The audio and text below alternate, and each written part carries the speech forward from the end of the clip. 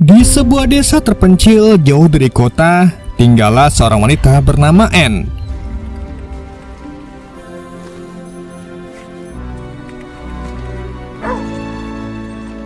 Setiap hari setelah melakukan aktivitas, Anne selalu menggosok seluruh tubuhnya untuk terhindar dari radiasi.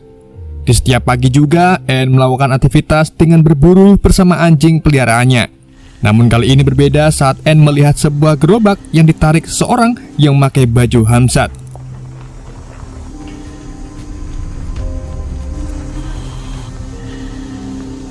Merasa penasaran, Anne pun mengikuti gerobak tersebut hingga Anne melihat seorang pria bernama John keluar dari baju hazmat. Sementara John sendiri begitu bahagia melihat hamparan hutan yang tak lama dilihat. John kemudian pergi menyusuri hutan diikuti oleh Anne yang melihat John sedang mandi di bawah air terjun. Mengetahui hal itu, Anne pun segera meminta John untuk keluar. Namun melihat Anne membawa senjata, hal itu pun sempat disalahartikan oleh John. Untuk menghindari konflik, akhirnya Anne pun mengalah dengan menurunkan senjata sambil menjelaskan bahwa air tersebut berasal dari luar lembah. Seketika John pun langsung sadar dan segera keluar dari kolam tersebut. Sambil ketakutan, John pun segera memindai tubuhnya dan mengetahui bahwa ia sedang terkena radiasi. Dampak radiasi itu pun langsung membuat John muntah-muntah hingga mengalami kejang. John yang dalam kondisi sekarat segera meminta bantuan Anne untuk menyuntikkannya sebuah obat. Anne juga menyiramkan John dengan air sumur sambil menggosok seluruh tubuh John. Setelah membandingkan John di rumahnya, Anne mulai mencari obat di gerobak dan menemukan beberapa foto John bersama istrinya. Meski John merupakan orang asing yang baru pertama kali temui Anne tetap merawat John dari pagi hingga malam. Bahkan setiap pagi, Anne selalu mengecek keadaan John sambil berdoa atas kesembuhannya.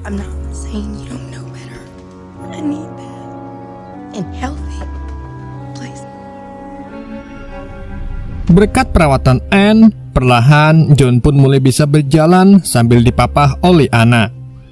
Sambil duduk di depan teras, Anne memberikan sebuah album foto tentang adiknya bernama David yang memutuskan pergi keluar untuk mencari orang yang selamat. Namun saat Anne bertanya tentang cerita John lebih memilih untuk menunda ceritanya.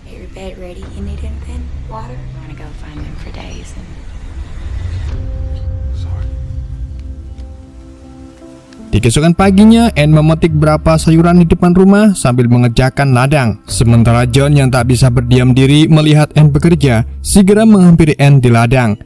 Di sana, John menyatakan bantuan apa yang dibutuhkan Anne, dan Anne pun menjawab ia membutuhkan traktor, namun karena tak ada bensin, traktor itu pun tak berfungsi. Meski ada pom bensin di dekat situ, Anne tidak bisa menggunakannya karena tidak ada listrik di desa tersebut. Mengetahui hal itu, John pun mulai mengajarkan Anne cara memompa bensin secara manual. Berkat instruksinya, Anne pun berhasil mengumpulkan bensin dari pom.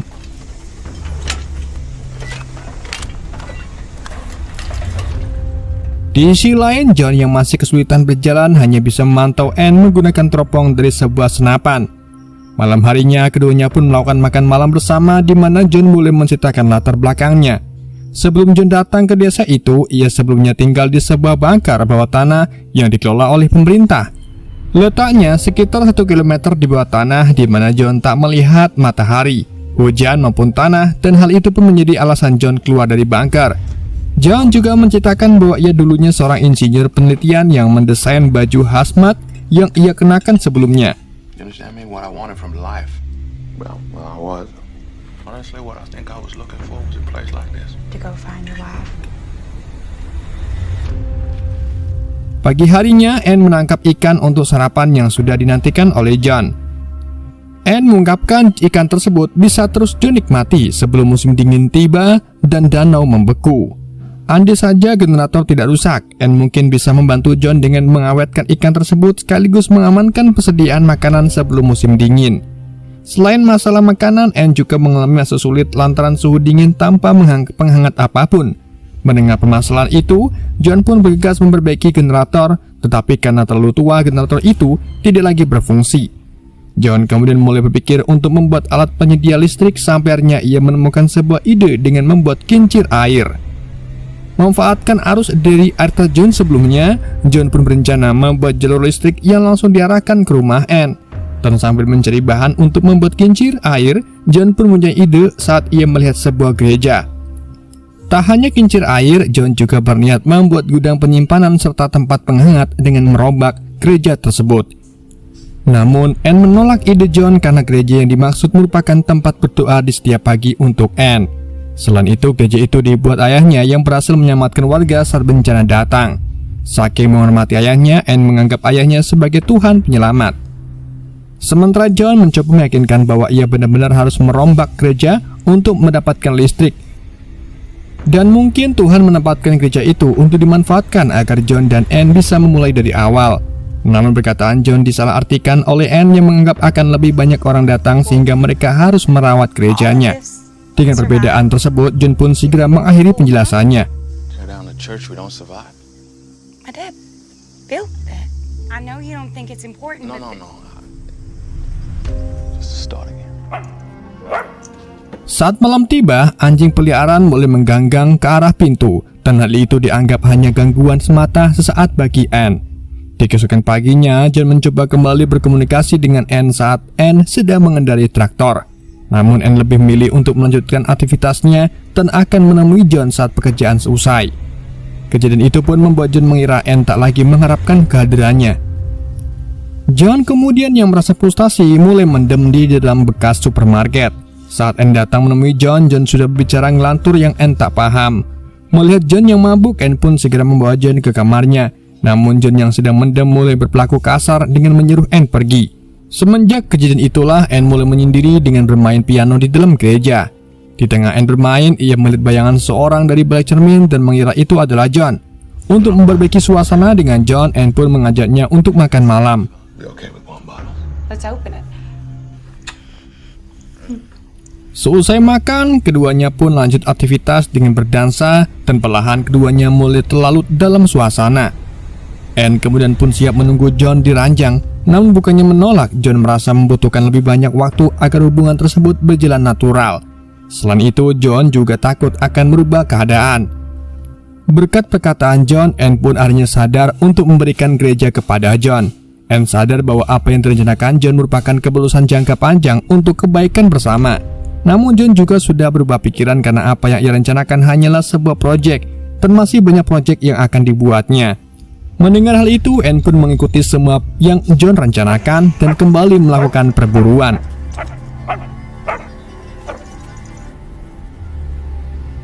Tak lama setelah masuki hutan, anjing peliharaan Anne terus berlari sambil mengganggang yang menuntun Anne ke seorang pria asing bernama Caleb. My name's Caleb.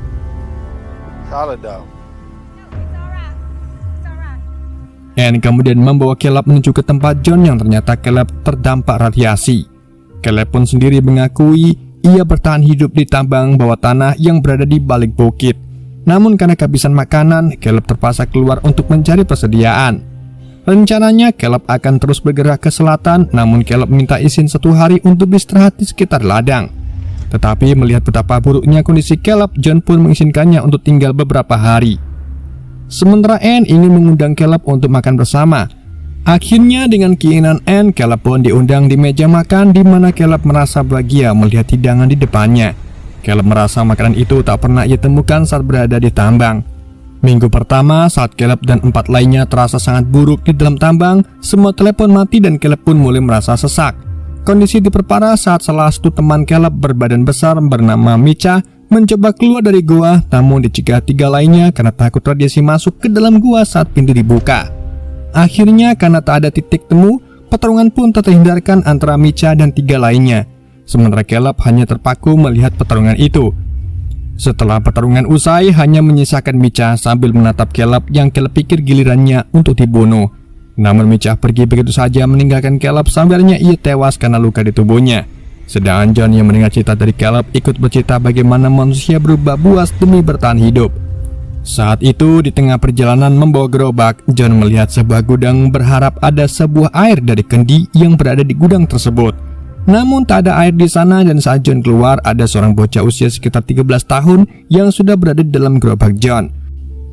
Bocah itu terlihat sakit, kotor dan perutnya puncit yang membuat John mencoba mengeluarkan bocah itu dari dalam gerobak karena takut ikut terkena radiasi. Namun si bocah tiba-tiba meraih pintu gerobak untuk memaksa masuk dan saat itulah John mengeluarkan pistolnya untuk mengancam si bocah. Melihat pistol tersebut, si bocah pun menyerah sambil menangis agar John segera mengakhiri penderitaannya dengan menembak si bocah. Namun merasa tak tega, John pun mengeluarkan si bocah dan meninggalkannya di tengah jalan. It's funny out there, I'd never take the main roads. Damn, see this warehouse. Everything he put down, he just was throwing up. I worked with him in mine that never came back. I think everybody's plotting against you. Merasa kasihan mendengar cerita Caleb, Anne pun memutuskan untuk memberi Caleb kamar agar ia bisa tinggal. Melihat keputusan Anne, John pun mulai mempertanyakan kenapa Anne membiarkan Caleb yang belum begitu dikenal untuk tetap tinggal. Sementara Anne menganggap Caleb bukanlah orang jahat. Selain itu, Anne tahu saat John hidup di luar sana serasa berat, namun Anne juga mengalami hal yang sama ketika ditinggal di rumah. Bahkan Anne selalu melihat kalender menghitung berapa lama adiknya pergi sampai akhirnya Anne sadar bahwa David tidak akan pernah kembali. Anne hanya merasa muak hidup sendirian dan ingin hidup bersama yang lain, bukan hanya satu orang. Mendengar hal itu, John pun sempat termenung dan sempat menghela napas sampai akhirnya John pun menceritakan kebenaran cerita yang ia alami. Sebenarnya saat si bocah masuk ke dalam gerobak, John membunuhnya.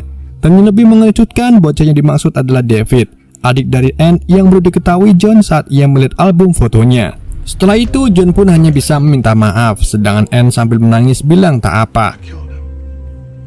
And not just somebody. It's okay. Di keesokan paginya, Caleb mengajak John untuk berburu. Kebetulan saat mereka masuki hutan, seekor kalkun terlihat. What do we stake? Sebelum berburuan dimulai, sambil bercanda, Caleb pun ingin bertaruh siapapun yang menembak tepat sasaran bisa mendapatkan Anne. Meski bercanda mendengar taruhan tersebut, John pun sempat tersinggung. Di saat yang sama, seekor kalkun liar muncul yang menjadi tangkapan John dan Caleb untuk makan malam. Nan has a sentimental attachment to a church. Father was the pastor. God's chapel, and he just works there. Di malam harinya, di saat mereka bertiga sedang makan, Caleb membahas tentang rencana John merobohkan gereja untuk membuat kincir air. Tak ingin terjadi kesalahpahaman, John pun beralasan bahwa semua itu hanyalah proyek, dan alasan John memilih membongkar gereja karena membutuhkan bahan. Bukan karena tak ada pohon, melainkan tak ada alat untuk mengolah pohon untuk dijadikan sebagai lempengan kayu untuk membuat kincir air. Mendengar pernyataan John, Anne pun semakin yakin untuk menyerahkan gereja untuk dibongkar. Akhirnya dengan keputusan bersama, mereka bertiga sepakat untuk membongkar gereja. The only way. Not even the taking them down, it's the milling them that's the problem. And out of our ears here with the trees and Well, let's get to it then. Di keesokan paginya, di sela-sela pembongkaran gereja, Caleb selalu memperhatikan Anne sambil mencoba mencari perhatian Anne. Hal itu juga disaksikan oleh John yang membuatnya akan sesuatu.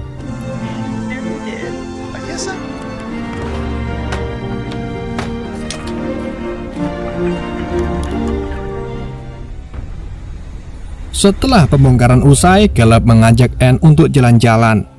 Dan saat mereka berdua kembali, John telah menyelesaikan bagian dasar pembuatan kincir air. Di malam harinya, John mengajak Anne untuk bicara empat mata mengenai ketertarikan Caleb dengan Anne. John juga sadar Anne juga menanggapi perasaan Caleb. Karena itulah John tidak keberatan jika Anne melakukannya.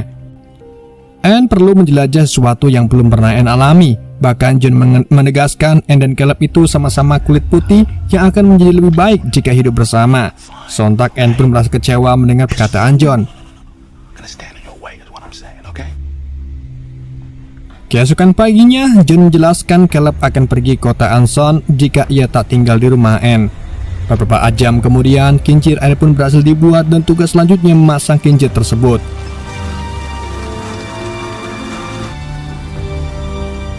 Setelah kincir terpasang, mereka bertiga mengadakan pesta untuk merayakan keberhasilan proyek tersebut. Diselingi berbagai macam permainan termasuk mencari botol di dalam sungai.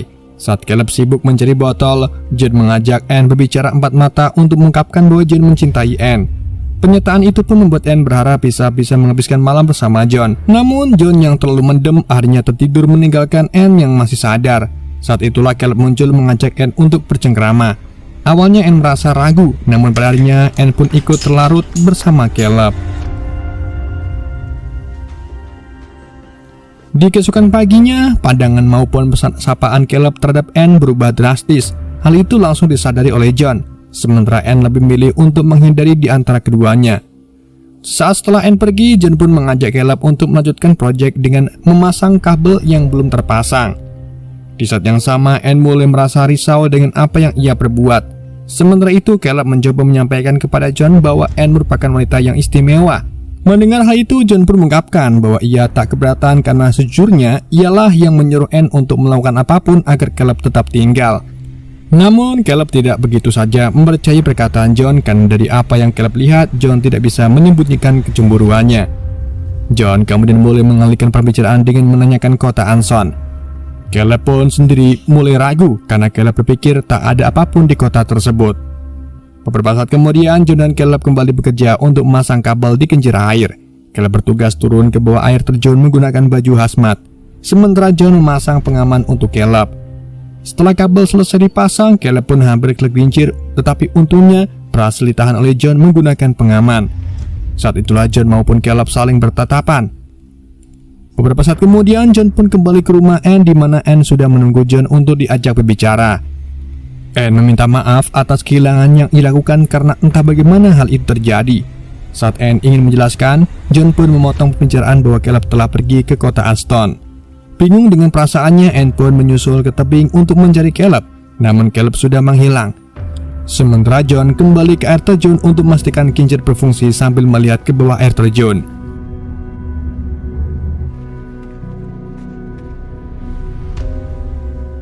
Beberapa jam kemudian, semua alat elektronik di dalam rumah Anne pun mulai menyala, yang menjadi kisah lanjutan untuk kehidupan Anne dan John, dan film pun kuplek. Oke guys, itulah alur cerita film Z for Zakaria. Semoga kalian terhibur dengan alur cerita yang saya bawakan. Mohon maaf jika ada kesalahan dalam penyampaiannya ataupun penyebutan nama. Sekian dari Ende, sampai jumpa di video berikutnya.